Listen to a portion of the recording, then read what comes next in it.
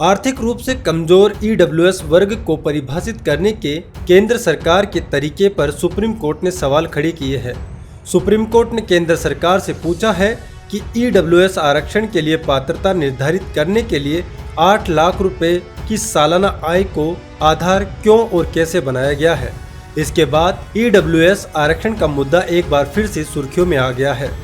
पूरा मामला national eligibility entrance test यानी नीट में दाखिले को लेकर केंद्र सरकार की ओर से जुलाई में जारी अधिसूचना से जुड़ा है।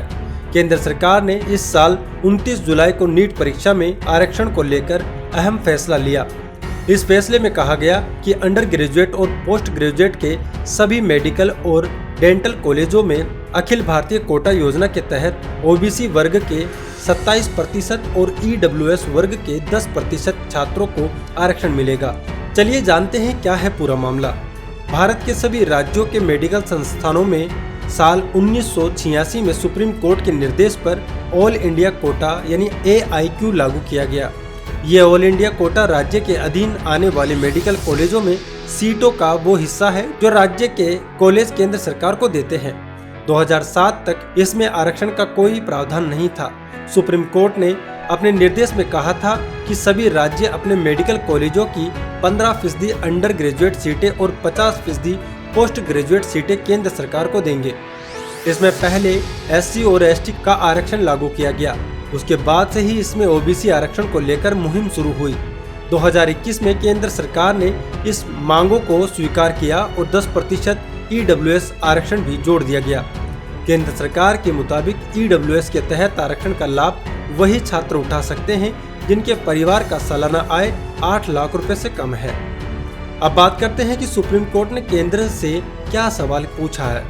गुरुवार को मामले की सुनवाई के दौरान 3 जजों की बेंच ने केंद्र सरकार से पूछा कि क्या केंद्र सरकार ने EWS निर्धारण करने के लिए मापदंड पर पहुंचने से पहले कोई अभ्यास किया है। अगर हाँ तो वो रिपोर्ट रिकॉर्ड में रखें। क्या इस सीमा को तय करते समय ग्रामीण और शहरी क्षेत्रों के अंतर को ध्यान में रखा गया है। हालांकि सुनवाई के दौरान जस्टिस चंद्रचूड़ ने यह भी कहा कि EWS मापदंड तय करना केंद्र सरकार का काम है। ये नीतिगत फैसला है, लेकिन इसकी संवैधानिकता निर्धारित करने के लिए इसके पीछे की वजह को जानना कोर्ट का हक है। केंद्र की तरफ से additional solicitor general KM Nataraj ने कोर्ट में आश्वस्त किया कि 2-3 दिन के अंदर केंद्र सरकार अपना जवाब दाखिल कर देगी। चलिए अब जानते हैं कि EWS की पात्रता क्या है। संविधान के 103वें संशोधन के तहत केंद्र सरकार ने जनवरी 2019 में सरकारी नौकरी और शिक्षण संस्थाओं में आर्थिक रूप से कमजोर वर्ग EWS के लिए 10% आरक्षण का प्रावधान किया था। इस संविधान संशोधन को कोर्ट में चुनौती दे दी गई और पूरा मामला संवैधानिक पीठ के पास है, जिस पर सुनवाई चल रही है और फैसला अभी तक नहीं आया है।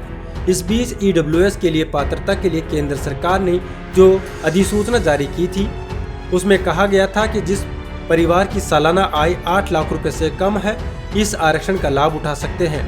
साथ ही कुछ अपवाद भी जोड़ दिए गए हैं। अगर परिवार के पास 5 एकड़ की कृषि भूमि या उससे ज्यादा हो, 1000 स्क्वायर फीट या उससे बड़ा फ्लैट हो, 100 स्क्वायर यार्ड या उससे बड़ा फ्लैट अधिसूचित नगरपालिका इलाके में हो, 200 स्क्वायर यार्ड या इससे बड़ा प्लॉट गैर अधिसूचित नगरपालिका इलाकों में हो, तो वो व्यक्ति EWS कोटे के आरक्षण का लाभ नहीं उठा सकता।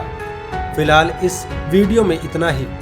इस खबर पर यदि आपके कोई प्रश्न है तो आप हमें कमेंट करके पूछ सकते हैं और ऐसी ही खबरों से जुड़े रहने के लिए आप हमारे चैनल को सब्सक्राइब करें, साथ ही बेल आइकन को जरूर दबाएं।